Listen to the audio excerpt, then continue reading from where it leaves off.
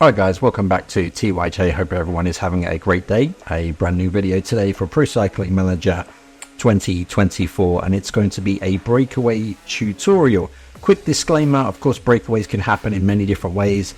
They can get caught by the peloton, they can sometimes stay away, and breakaways can be counter-attacked, and they can happen at different points throughout a race. But we're going to be focusing on a breakaway from the beginning of the stage.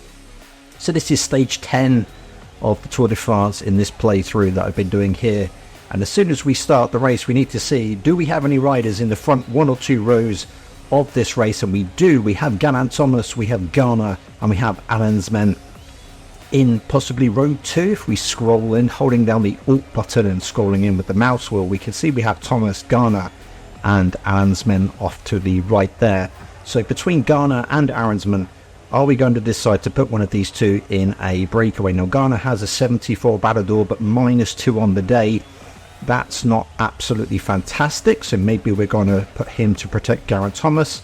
Arensman though has a 75 Barador stat, which of course is key in regards to breakaways. So we are going to put Ghana to protect Geraint Thomas here, and instead we are going to click on Arensman and we are going to put him on attack immediately from the race starts.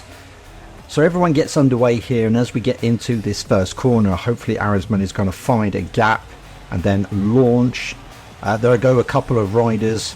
I'm just going to make sure, yes, we have got him on attack. We are going to raise the effort. We are going to get him up to about 85, and there's the gap. There goes Arensman. He is going to chase these other riders that are out in front. There's 3 more guys, and I did see a couple of guys just start to break off behind us as well, so maybe there are going to be some chasers.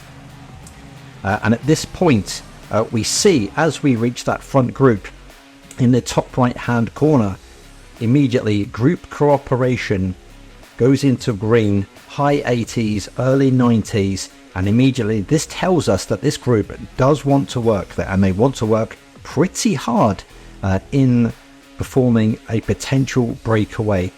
If those 3 other riders remain in red and there isn't an indicator of how hard they want to work, it's pretty much going to be a clear indication that they aren't going to work, and this is kind of a false breakaway.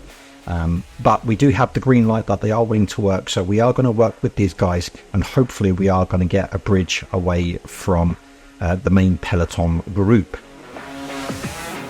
As we look back then, we can see that there are actually other riders. Bergadal, Ferron, Cosnefroy, and a couple of other guys. Mohoric is there as well, and La Pera, and then there is the main group. So there are other riders trying to bridge from the peloton to us in this first breakaway, but of course we've got this group of 4. It's now 91 to 97 effort, so they are really wanting to push to get this breakaway to happen. So we alter our effort to 91 and say, yep, let's do it. I am on maintain position because I'm just trying to regain a little bit of effort from that initial push away from the peloton. And once we kind of get comfortable, or if I feel that this breakaway can work, then we will switch to the relay option, and then of course we will start to work with these other 3 guys. You can see we've got a 17-second gap to E2 and the next group. Now that second kind of group of riders did actually bridge to us, and overall we now have just under a 2.5 minute gap to the peloton, and you can see now that the group cooperation is lessened to 71 to 82 now as I speak, and now it goes up a little bit, and we are continuing to work. We now have over 2 minutes. Anything over 2 minutes, you can pretty much say that the breakaway has in its infancy worked. Once you've got more than 2 minutes, it's pretty good. Now we go back to the main peloton group here, and you can see the second part of my tactic here is that I have Felipe Ghana and the rest of the guys all one by one following each other, and I've moved them towards the front of the peloton using the infinite relay option. However, you can see, looking at my effort is only 68. We are not at the front of the peloton to chase down our own man. That would be stupid. No, we're moving our team towards the front of the peloton, but we're reducing their effort to say Sure, look, there's 3 or 4 guys in front of us at the head of the peloton. If they want to break off and do their own thing, they're going to have to work pretty hard to do it. But we're controlling the kind of bulk, as it were, of pace at the head of this peloton by saying we're at the infinite relay, but our effort's only going to be 68. We're not pushing 75 or 80 or 85 to get this peloton to catch that lead group, i.e. our other rider. We're controlling the pace. You guys are going to stay with us. And that means that in doing so, we're kind of cutting the effort that the head of this peloton can maintain, and we're allowing that breakaway group to move forward and hopefully extend that breakaway lead. You can see then by doing that tactic as well as working with the breakaway group, we now have over 3.5 minutes lead to the peloton. Using those 2 tactics, we have managed to extend. Now we reach the solitary King of the Mountains point for this stage. We do make an effort for it, but we don't get the point, missing out on that one. However, a few kilometers later, you can see we move out to the left, we go shoulder to shoulder, and then we hit the gas burners. Everyone else tries to fall in behind, but pretty much everyone soon sits up, and we do get the stage sprint points, 20 points to Aronsman in this breakaway. And then at the end of the stage, we just ran out of gas. The peloton did push more. You can see just under half a minute behind the peloton come in. And then overall, guys, this breakaway, in my eyes, worked. We got away from the start line very quickly.